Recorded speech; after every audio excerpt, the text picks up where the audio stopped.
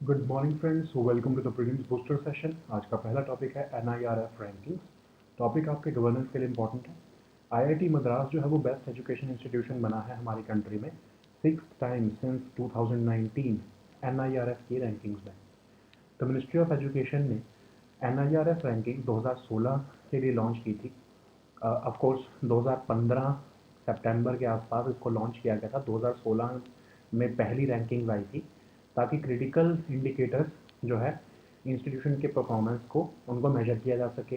तो हमारी कंट्री के जितनी यूनिवर्सिटीज़ और कॉलेजेस हैं उनको ये मेजर करता है और एक मेथडोलॉजी अडॉप्ट की गई है मिनिस्ट्री ऑफ एजुकेशन द्वारा ताकि ये हायर एजुकेशन इंस्टीट्यूशंस की रैंकिंग की जा सके। पार्टिसिपेशन इसमें वॉलंटरी होती है, ऐसा नहीं है कि सभी को पार्टिसिपेट करना होता है, वॉलंटरली इसमें पार्टिसिपेट करते हैं। NIRF जो है वो ट्रांसपेरेंसी भी इंश्योर करता है, जो भी अपना डेटा है वो पब्लिकली अवेलेबल भी करा देता है। NIRF रैंकिंग्स जो है वो एक सिग्निफिकेंट पॉइंट बन गई हैं स्टूडेंट्स और पेरेंट्स के लिए कि वो अपने बच्चों के लिए कौन सा हायर एजुकेशन इंस्टीट्यूशन चूज़ करना चाहते हैं। NIRF रैंकिंग्स जो है वो भी ओवरऑल रिसर्च इंस्टीट्यूशंस, यूनिवर्सिटीज़ और कॉलेजेस के या फिर कुछ स्पेसिफिक डिसिप्लिन के कैटेगरी में आती हैं और 5 ब्रॉड जेनरिक ग्रुप्स का पैरामीटर्स इसमें यूज़ किया जाता है, जैसे teaching learning resources, research and professional practice, graduation outcomes, outreach and inclusivity और परसेप्शन। जब अगर हम 2024 की रैंकिंग देखें तो IIT मद्रास जो है वो बेस्ट एजुकेशनल इंस्टीट्यूशन आया है हमारी कंट्री में 6th कंसेक्यूटिव ईयर में, और पिछले 9 बार टोटल ऐसा हो चुका है कि IIT मद्रास ही टॉप पर रहा है। फिर रिसर्च कैटेगरी में, यूनिवर्सिटीज़ की कैटेगरी में IISc बेंगलुरु जो है वो टॉप पर रहा है। आने वाले टाइम में कहा जा रहा है कि नेबरिंग कंट्रीज़ की भी जो इंस्टीट्यूशंस हैं उनकी भी रैंकिंग जो है वो मिनिस्ट्री ऑफ एजुकेशन फ्यूचर में कर सकती है। नेक्स्ट हम टॉपिक देखते हैं ऑकस। टॉपिक आपके इंटरनेशनल रिलेशंस के लिए इंपॉर्टेंट है। ऑस्ट्रेलिया ने US और ब्रिटेन के साथ एक डील साइन की है न्यूक्लियर सीक्रेट्स को शेयर करने के लिए, मटेरियल को शेयर करने के लिए, और उनकी न्यूक्लियर पार्ट सबमरीन जो हैं, जो उनकी नेवी की, उसको ऑकस पैक्ट के अंदर जो है वो इक्विप किया जाएगा। तो सितंबर 2021 में ये ऑकस पार्टनरशिप साइन की गई थी ऑस्ट्रेलिया, UK और US के बीच में। पहला मेजर इनिशिएटिव है ऑकस के अंदर, जिसके अंदर एक nuclear powered submarine fleet Australia को दी जाएगी बाय 2030 तक। और ये कंट्रीज़ जो है उन्होंने कहा है कि हमारा प्लान ये नहीं है कि न्यू सबमरीन जो है वो न्यूक्लियर वेपन्स भी उसमें होंगे। ऑस्ट्रेलिया क्योंकि NPT का सिग्नेटरी है, इसलिए वो न्यूक्लियर वेपन्स डिप्लॉय नहीं कर सकता। US ने ऑस्ट्रेलिया को 3 Virginia class nuclear powered submarine दी हैं, देने का प्लान किया है इन अर्ली 2030, जिसमें ऑप्शन होगा ऑस्ट्रेलिया उसके बाद 2 और खरीद सकता है। तो ये जो सबमरीन्स होंगी ट्राइलेटरली डेवलप्ड वेसल्स होंगे, ब्रिटेन की नेक्स्ट जनरेशन डिज़ाइन के साथ, बिल्ड भी ब्रिटेन में होंगे और ऑस्ट्रेलिया के मिलकर बनाएगा, और इसमें US टेक्नोलॉजीज़ जो है वो इस्तेमाल की जाएंगी। US ने आज तक सिर्फ अभी तक ब्रिटेन के साथ ही अपने जो है न्यूक्लियर सबमरीन टेक्नोलॉजी शेयर की है 1958 में। लेकिन इस पार्टनरशिप के अंदर टेक्नोलॉजी, साइंटिस्ट, इंडस्ट्रीज और डिफेंस फोर्सेस जो है वो तीनों कंट्री की इकट्ठे मिलकर काम करेंगी। तो इससे ऑस्ट्रेलिया को जो है वो इंडो पैसिफिक रीजन में जो है नेवल हेफ्ट मिलेगी। लेकिन इससे जो है चाइना जो है वो एंटेगनाइज हो जाएगा, है ना। तो ऑस्ट्रेलिया 6 कंट्रीज़ के एलीट ग्रुप को ज्वाइन कर लेगा, India, UK, US, France, Russia और चाइना के बाद, जिनके पास न्यूक्लियर पार्ट सबमरीन है। लेकिन ये अकेली ऐसी कंट्री होगी जिनके पास न्यूक्लियर पार्ट सबमरीन है पर अपना कोई सिविलियन न्यूक्लियर पावर इंडस्ट्री नहीं है। ऑस्ट्रेलिया क्वाड का भी मेंबर है, तो इसलिए क्वाड भी स्ट्रेंथन होगा। ठीक है। तो चाइना ने कहा है कि ऐसी जो है एग्रीमेंट्स जिससे कि थर्ड कंट्रीज़ को टारगेट किया जा रहा है, ये नहीं किया जाना चाहिए। इससे रीजनल पीस और स्टेबिलिटी जो है वो अंडरमाइन होती है और एक आर्म्स रेस शुरू होती है इसकी वजह से, और जो कि इंटरनेशनल नॉन प्रोलिफरेशन एफर्ट्स को हर्ट करेगी। नेक्स्ट हम टॉपिक देखते हैं ज़ेरोजेल। टॉपिक साइंस एंड टेक के लिए इंपॉर्टेंट है। रिसर्चर्स ने एक पोरस कॉम्पोजिट ज़ेरोजेल डेवलप किया है सिलिका नैनो पार्टिकल्स और कैल्शियम को मिलाकर, जिससे कि ब्लड क्लॉटिंग रैपिडली की जा सकती है। तो एक सॉलिड फॉर्म ऑफ जेल है जिसमें कि श्रिंकेज जो है, जिसको कि ड्राई किया जाता है श्रिंकेज करके। तो मैसोपोरस मटेरियल है, मतलब हाई थर्मल स्टेबिलिटी है। इसकी मोस्ट इंपॉर्टेंट प्रॉपर्टीज़ ये है कि ये नॉन टॉक्सिक है, कॉस्ट इफेक्टिव है, बायोकम्पैटिबल है, इसका हाई सरफेस एरिया है, हाई पोरोसिटी भी है। ठीक है। तो इसके मोस्ट कॉमन एग्जांपल देखें अगर हम, तो कार्बन बेस्ड ज़ेरोजेल्स होते हैं या सिलिका बेस्ड ज़ेरोजेल्स होते हैं। इनको एज ए कैटलिस्ट भी यूज़ किया जा सकता है, एब्जॉर्बेंट्स, sensors, membranes, even drug delivery system में भी यूज़ किया जा सकता है। तो एरोजेल और सेरोजेल के बीच में डिफरेंस क्या है? एरोजेल जो है वो लिक्विड जो है बनाए जाते हैं जेल में से एक्सट्रैक्ट करके सुपर क्रिटिकल स्टेट में, जबकि जेरोजेल जो होते हैं वो लिक्विड बनाए जाते हैं जेल में से, लेकिन रूम टेम्परेचर पे इवेपोरेट करके। तो इस जो मटेरियल को बनाया गया है, इससे ब्लड क्लॉटिंग इंडेक्स जो है वो 13 टाइम्स इंक्रीज हो गया एज कम्पेयर टू जो हम कमर्शियल ड्रेसिंग करते हैं किसी भी वुंड पर। ठीक है, नेक्स्ट हम टॉपिक देखते हैं मॉडल सोलर विलेज। टॉपिक आपके गवर्नेंस के लिए इंपॉर्टेंट है, इकोनॉमी के लिए भी इंपॉर्टेंट है। तो स्कीम गाइडलाइंस जो हैं मॉडल सोलर विलेज की अंडर पीएम सूर्य घर मुफ्त बिजली योजना, वो नोटिफाई कर दी गई है ministry of new and renewable energy द्वारा। एम ये है कि एक मॉडल सोलर विलेज पर डिस्ट्रिक्ट अक्रॉस कंट्री बनाया जाए। गोल ये है कि हम सेल्फ रिलायंट बन सकें एनर्जी नीड में। टोटल फाइनेंशियल आउटले 800 करोड़ होगी इसकी, और 1 करोड़ रुपए पर सिलेक्टेड मॉडल सोलर विलेज जो है वो दिया जाएगा। तो क्राइटेरिया ये है कि विलेज जो है वो रेवेन्यू विलेज होना चाहिए, जिसकी पॉपुलेशन साइज अबव 5000 होना चाहिए, या फिर 2000 होना चाहिए स्पेशल कैटेगरी स्टेट के कंटेक्स्ट में। और विलेजेस जो हैं उनको उनकी overall distributed renewable energy capacity के बेसिस पर जज किया जाएगा, और 1 करोड़ की सेंट्रल फाइनेंशियल ग्रांट दी जाएगी। इम्प्लीमेंटेशन कौन करेगा इस स्कीम का? स्टेट या यूटी के जो रिन्यूएबल एनर्जी डेवलपमेंट एजेंसीज हैं। तो पीएम सूर्य घर मुफ्त बिजली योजना के अंदर 300 units free electricity per month beneficiaries को दिए जाने का प्लान है। 75,000 करोड़ रुपीज़ सोलर एनर्जी में इन्वेस्ट करने के बाद 1 करोड़ हाउस होल्ड्स को लाइट अप किया जाएगा इसमें, और रूफ टॉप सोलर सिस्टम जो है वो इंसेंटिवाइज किए जाएंगे। ठीक है,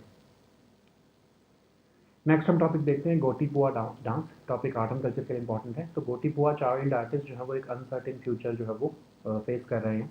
तो गोटीपुआ डांस जो है वो majestic folk dance of Orissa है, और ये प्रीकर्सर है क्लासिकल ओडिसी डांस का। उड़ीसा लैंग्वेज में गोती मीन्स सिंगर, पुआ मीन्स बॉय। इसमें जो है चिल्ड्रन को ट्रेन किया जाता है सिंगिंग, डांसिंग, योगा और एक्रोबैटिक्स में।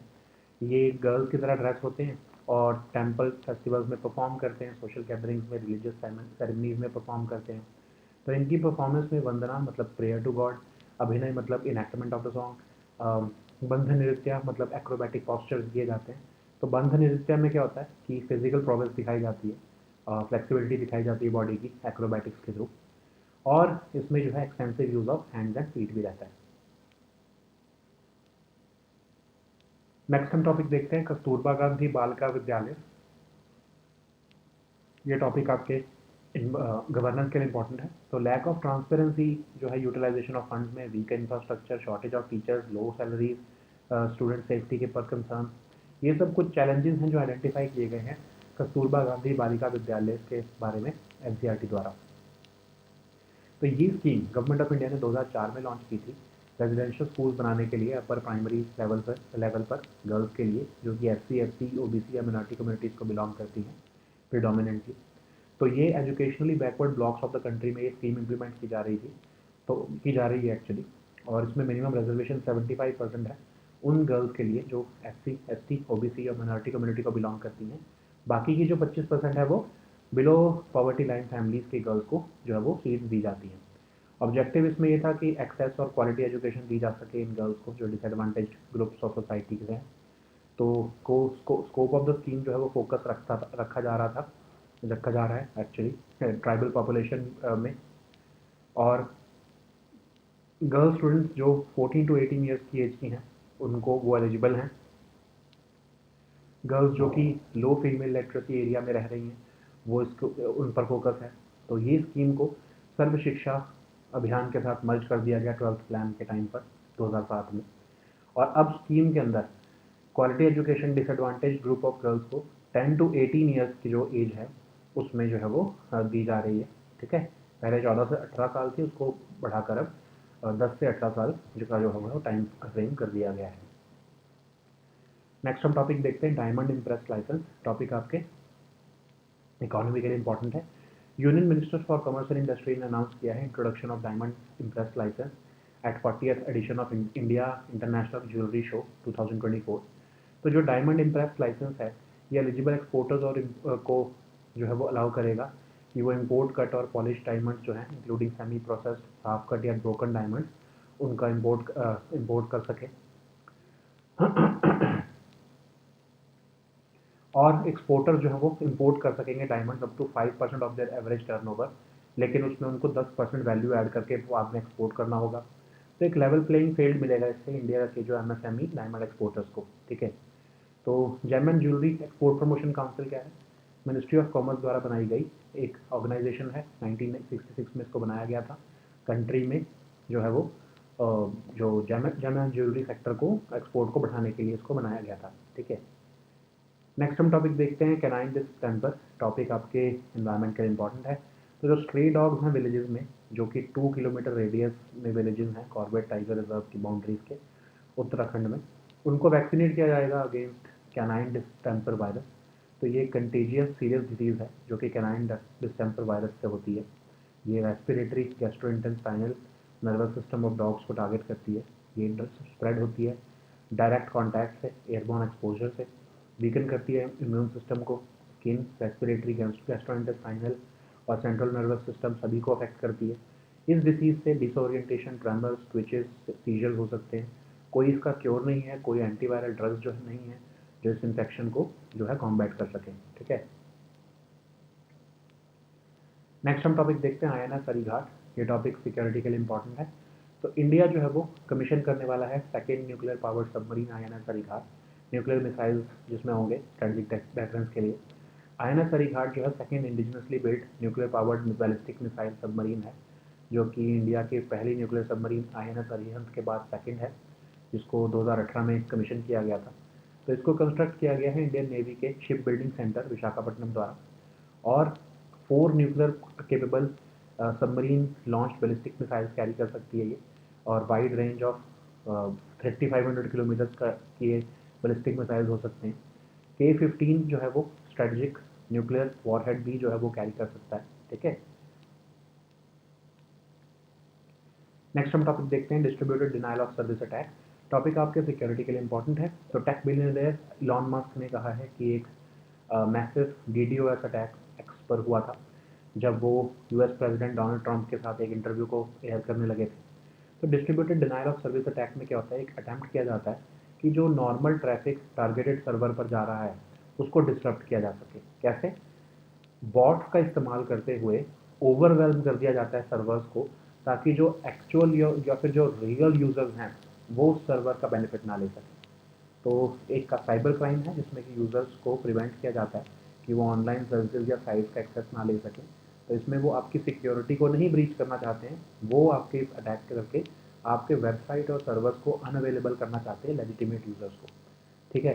समझ लो एक सर्वर की कैपेसिटी अगर 1 मिलियन जो है या 1 बिलियन कुछ भी आप लगा सकते हो और उतना ट्रैफिक होल्ड करने की है, तो उसमें मतलब 1 मिलियन लोग या 1 मिलियन यूज़र्स एक बार एक्सेस कर सकते हैं। बट DDoS अटैक क्या करेगा कि वो 1 मिलियन बॉट्स का इस्तेमाल करते हुए आपके सर्वर पर जो है वो एक्सेस ले लेगा, ताकि जो 1 मिलियन लोग अदरवाइज ले सकते थे वो ना ले सकें एक्सेस, ठीक है। तो इसमें बॉट्स का यूज़ किया जाता है जो कि इंटरनेट कनेक्टेड मशीन द्वारा ये अटैक करते हैं। तो बॉट जो है बिल्कुल लेजिटिमेट इंटरनेट डिवाइस का यूज़ कर रहे होते हैं, इसलिए नॉर्मल ट्रैफिक को बॉट्स के ट्रैफिक से सेपरेट करना बहुत ही डिफिकल्ट होता है, ठीक है। So now let us see all these topics in English.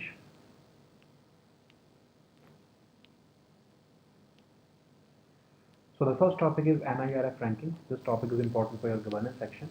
So IIT Madras has become the best education institution in the country for the 6th time since 2019 in the NIRF framework. So Ministry of Education established this NIRF framework in 2016. Actually, it was launched in 2015, but the first rankings came in 2016. So these rankings determine the critical indicators on which the institution's performance can be measured. So since then, institutions nationwide, including universities and colleges, they eagerly await their standings in the nationally recognized system every year. So this is a methodology adopted by Ministry of Education to rank institutions of higher education in India. And the participation in this NIRF rankings is voluntary, of course. So the NIRF ensures transparency by making its ranking methodology, data sources and scoring system publicly available. NIRF rankings have become a significant reference point for students and parents in selecting institutions for higher education as well. Okay, so how does the NIRF rank these institutes? So NIRF releases rankings across various categories like overall, research institutions, universities and colleges, and some specific disciplines as well, like engineering, management, pharmacy, law, etc.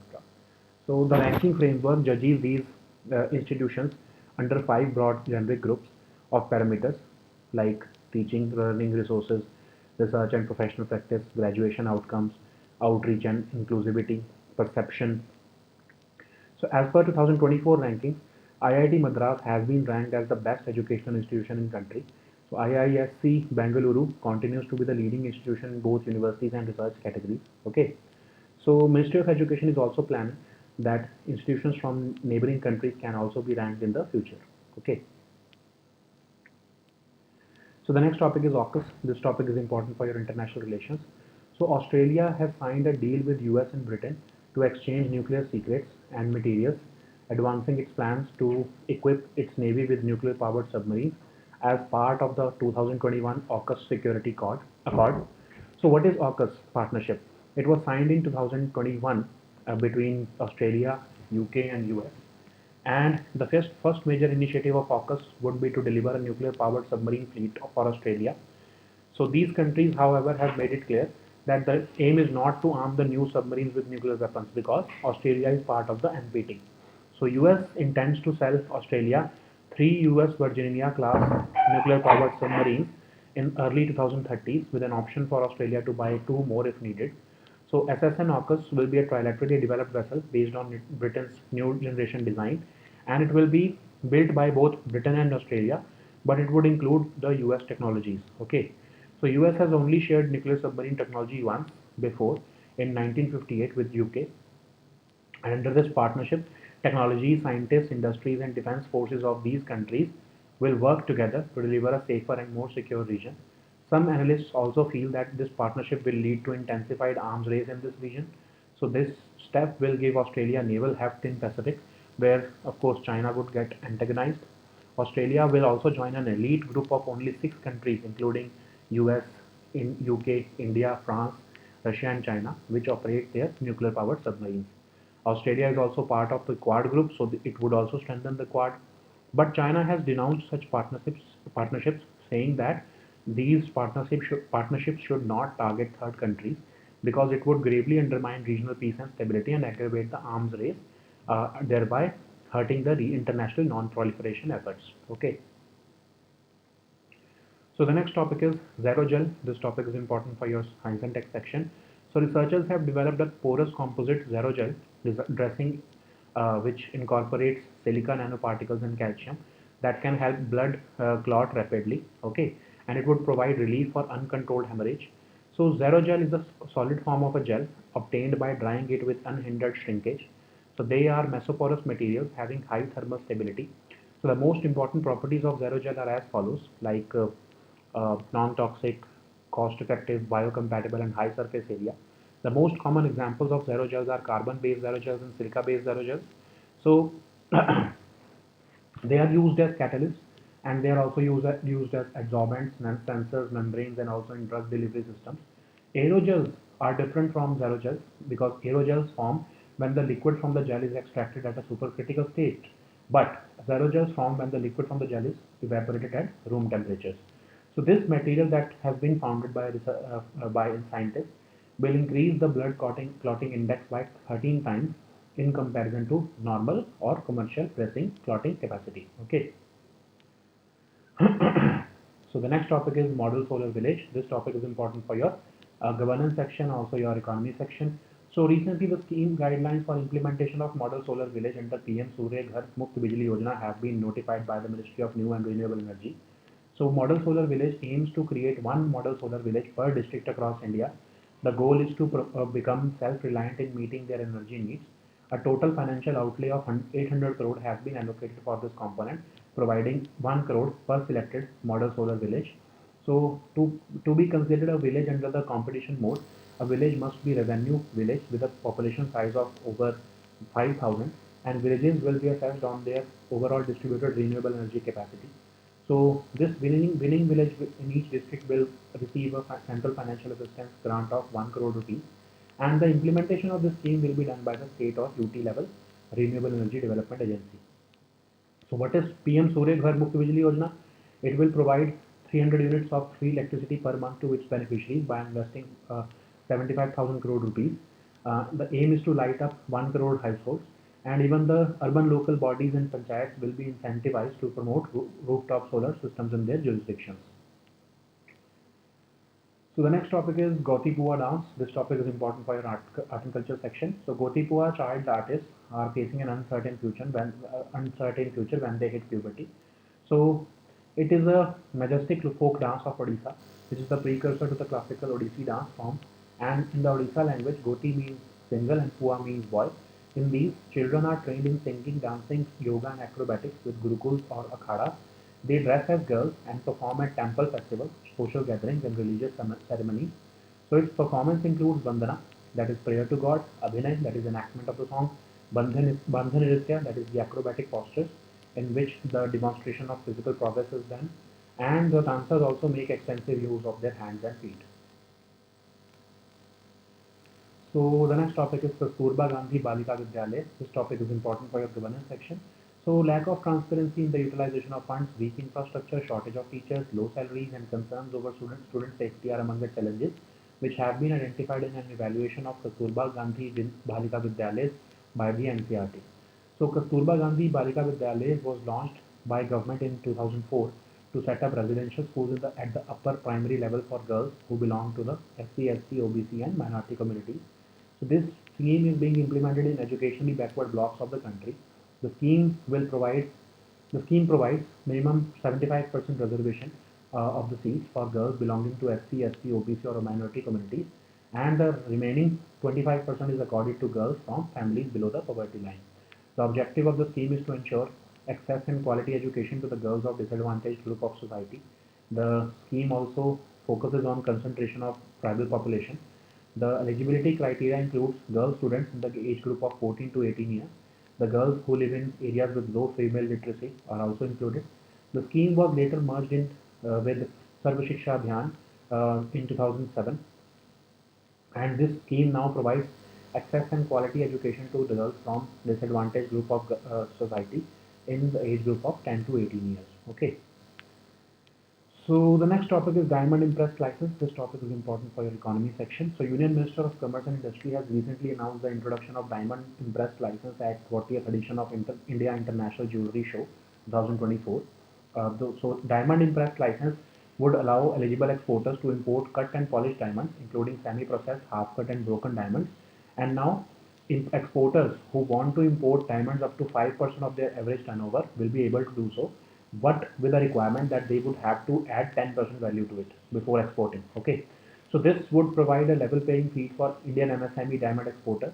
Okay, so what is Gem and Jewelry Export Promotion Council? Of course, as the name suggests, it is part of the Ministry of Commerce and Industry, and it was set up in 1966 to act as the export promotion council for the gems and jewelry sector. So the next topic is canine distemper. This topic is important for our environment section. So stray dogs in villages within a 2 kilometer radius of the Corbett Tiger Reserve's boundaries will be vaccinated against the canine distemper virus. So canine distemper is a contagious and serious disease caused by the canine distemper virus. This virus attacks the respiratory, gastrointestinal, and nervous system of dogs. So it gets spread through direct contact or airborne exposure. So it weakens the immune system. It also affects the skin, respiratory, gastrointestinal, and central nervous systems, which all get affected.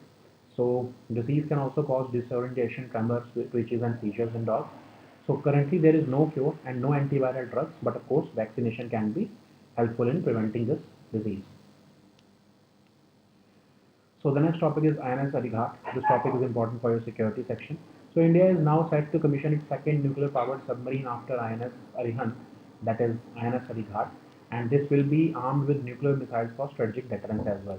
So it is India's second indigenously built nuclear-powered ballistic missile submarine. It was constructed at the Indian Navy's Shipbuilding Center in Visakhapatnam, and it can carry up to 4 nuclear-capable K4, that is submarine launched ballistic missiles with a range of over 3,500 kilometers, or 12 conventional warhead K-15 SLBMs with a range of about 750 kilometers. Okay, so these K-15 can also carry a strategic nuclear warhead. So the next topic is distributed denial of service attack. This topic is important for your security section. So tech billionaire Elon Musk has flagged a massive DDoS attack on X, which has disrupted the airing of his interview with former US President Donald Trump. So a DDoS attack is a malicious attempt to disrupt the normal traffic of a targeted server, service or network by overwhelming that target with or its surrounding infrastructure with a flood of internet traffic. So it is basically a cybercrime to prevent users from accessing connected online services and sites. Unlike other kinds of cyber attacks, DDoS assaults do not attempt to breach your security perimeter. It only aims to attack or it only makes attack to make your website or servers unavailable to the legitimate users.